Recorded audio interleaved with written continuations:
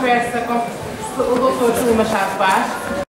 A esta atividade, uma vez que esta atividade se desenvolve no âmbito da educação para a saúde, que é algo com que o nosso departamento de escolas, todos os departamentos do agrupamento de escolas Vieira de Araújo estão a trabalhar nesse sentido, ou seja, no sentido de uma promoção de educação para a saúde, incluindo numa educação para a sexualidade. Para isso, o ano passado, as turmas do 10º A, cuja diretora de turma é a professora Sandra Bessa Moreira, do 10º B, com a diretora de turma é a professora Luz Fernandes, 11º C, cuja diretora de turma não está cá, mas para a qual eu peço uma salva de palmas, a professora Felicidade Santos.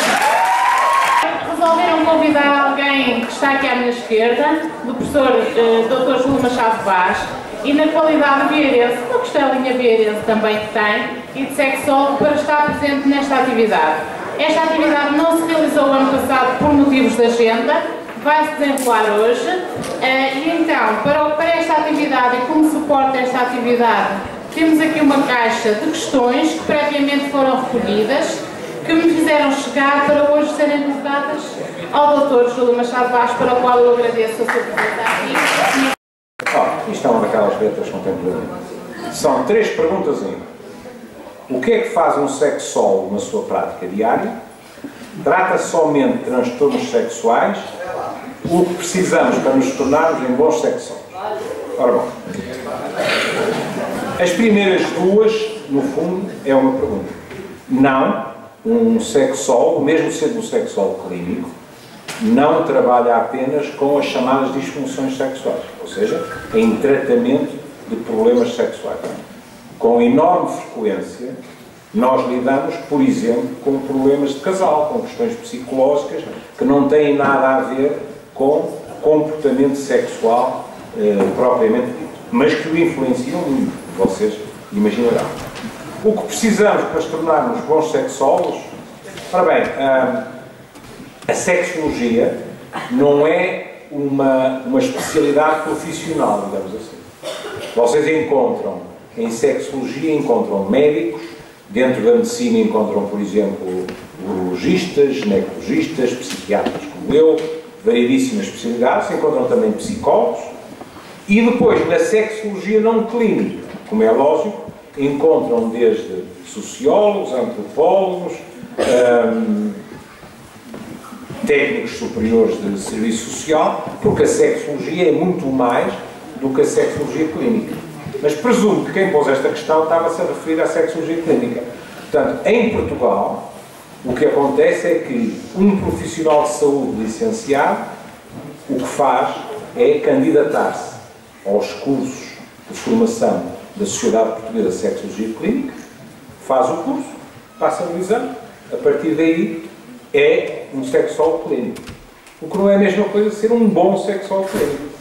Também podemos ser médicos e não ser bons médicos, mas isso depois tem a ver com a aprendizagem no dia-a-dia e com a experiência que se vai adquirir.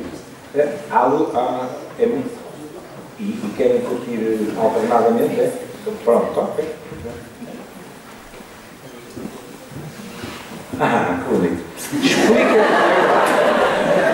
Explica a frase "existe química entre eles".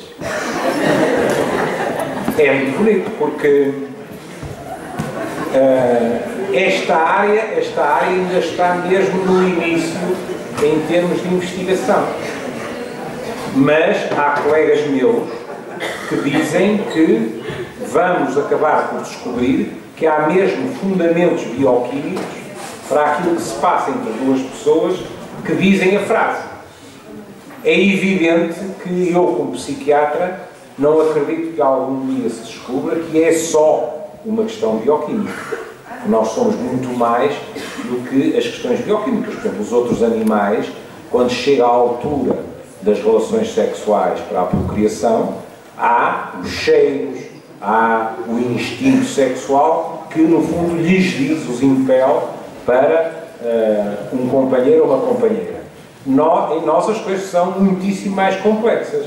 E, portanto, sei lá, alguém, como diz a canção do Goloso, que é como eu do Porto, alguém que ouve a mesma música que nós, pode, desde logo, ser alguém com quem nós sentimos uma certa química, não é? Mas o que aqui é perguntado é o que é que a frase quer dizer.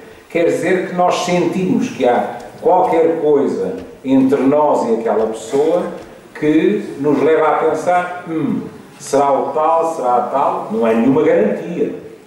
Vocês podem sentir química muitas vezes, não é? E só à 77ª vez é que acertarem, não é?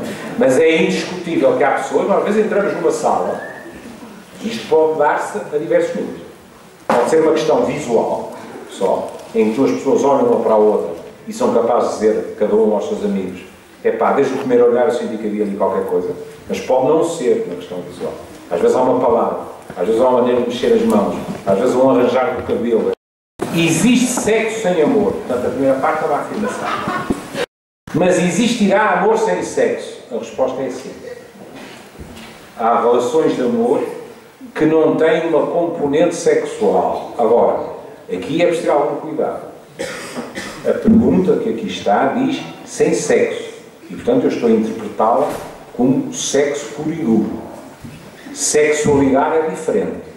Tem toda a componente afetiva, tem toque, tem o mimo, tem o carinho, tem essa coisa toda. Isso, com toda a franqueza, levo 30 anos de prática, não encontrei amor que não tivesse esse tipo de envolvimento. Agora, sem sexo puro e duro, sim. Tiro do outro lado qualquer agora, senão depois acusam-me de só tirar uma das cores, não é? Boa tarde, boa tarde. Li numa daquelas revistas cor-de-rosa que uma rapariga tinha engravidado sem penetração e por isso gostava de saber se isso é possível. Então, vamos lá ver. Um rapaz e uma rapariga estão numa boa, se vocês quiserem, estão a curtir e não há penetração. Mesmo assim pode haver uma gravidez? A resposta é pode, porque no líquido que lubrifica a uretra já há espermatozoides e, portanto, agora nós dizemos, com azar, é verdade, mas se pode acontecer, temos que ter cuidado. E pode acontecer que os espermatozoides subam a vagina acima e haja realmente uma gravidez. Isto explica-lhes porque é que aquilo que erradamente se chama um método contraceptivo, que é o coito interrompido, não é de confiança. Porque mesmo ejaculando fora da vagina, podem ter ficado espermatozoides. E isto cria um problema em várias frentes, que é aquela rapariga não queria engravidar. Aquele rapaz não a queria engravidar. Ela tem um problema complicadíssimo, porque agora tem que dizer ou não dizer, tem que tomar uma decisão sobre interromper a gravidez ou não interromper, e no fim disto tudo, para cúmulo, às vezes, há um rapaz ou um homem feito que diz, mas a criança não pode ser minha, porque eu não ejaculei dentro da tua vagina. É muita areia para uma caminhonete só. E, portanto, a pergunta é muito importante, em termos do nosso dia-a-dia. É possível haver uma gravidez, não só sem penetração, como sem bebê. Vamos ao amarelo agora. Se tivermos relações sexuais com uma pessoa que tiver SIDA, quais são as probabilidades de transmitir essa mesma doença? Não se pode quantificar. Não é quantificável, percebe? Podemos dizer que normalmente é mais provável a infecção das mulheres que dos homens. É mais provável a infecção das mulheres depois da menopausa do que antes da menopausa, mas não é possível dizer se estou com alguém que é portador de VIH, porque não é preciso ter a doença SIDA. Cuidado. Uma coisa é a doença, outra coisa é ser portador do vírus. Não podemos dizer que tem 50% ou 70%, vou-vos dar um exemplo. Já foi há muitos anos, só por uma... Talvez, num TV Cine ou qualquer coisa, um de vocês possa ter visto. Há um documentário sobre adolescentes em Nova Iorque, que se chama Kids. E o argumento foi escrito pelos próprios adolescentes. E uma rapariga que teve relações sexuais com vários rapazes, de repente fica com medo e resolve ir fazer o teste para ver se é seropositivo ou não. E uma amiga dela para ela não ir sozinha, diz, pronto, deixa lá, eu vou e também faço. A amiga dela só teve um namorado. Vão fazer as duas. A primeira que teve uma data de parceiros vem negativo e a segunda vem positivo. É evidente que quanto mais parceiros nós tivermos, maior é a probabilidade de tropeçar em alguém que é seropositiva e de haver possibilidade de infecção. Mas não é nenhuma garantia. E isto porque é que é importante? Porque às vezes nós dizemos para nós mesmos, não, eu não tenho probabilidade nenhuma porque só tive um parceiro ou uma parceira. Bom, mas não nos podemos esquecer que esse parceiro, essa parceira, pode ter tido outros parceiros e outras parceiras. E que pode não fazer a mínima ideia que está infectado.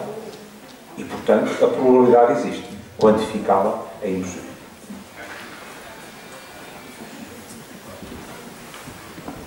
Esta nunca falta. A partir de que idade se pode ter relações sexuais? Esta podia ser uma circular.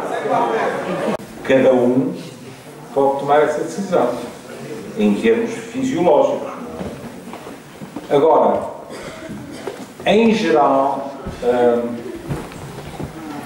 nós pedimos às pessoas que pensem nisto, a todas, não são só os mais novos. A questão da idade não é irmã gêmea do bilhete de identidade. E os professores que aqui estão sabem isso melhor que eu.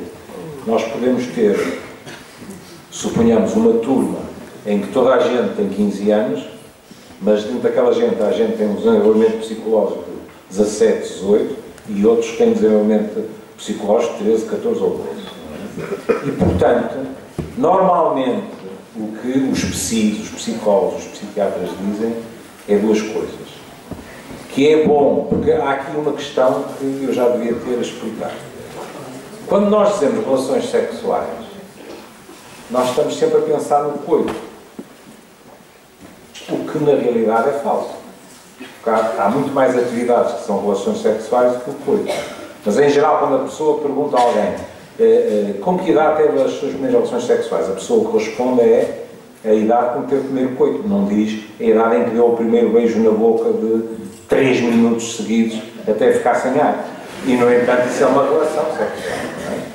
Não é? Portanto, no que ao coito diz respeito, os psis normalmente dizem que é bom que se chegue ao coito e não que se comece pelo coito.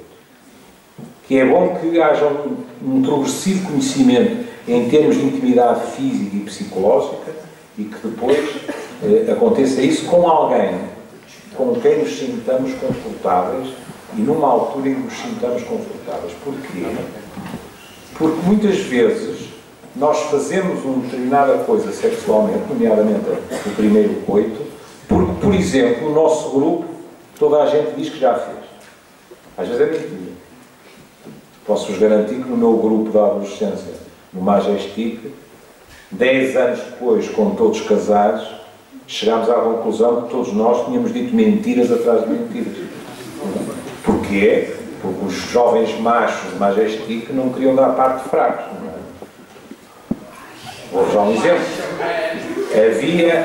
Havia uma casa de prostituição famosa no Porto, que era a Rosette.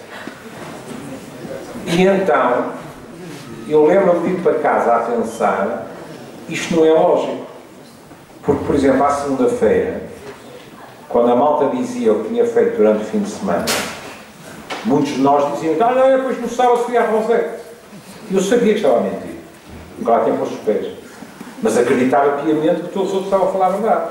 Mas de vez em quando passava a pensar assim, mas como é que a malta nunca se encontra? Porque nunca nenhum dizia, e eu estive lá contigo, ou fomos ou não. E pronto. Como é evidente, o que acontecer é que ninguém queria ficar atrás do parceiro do lado, e portanto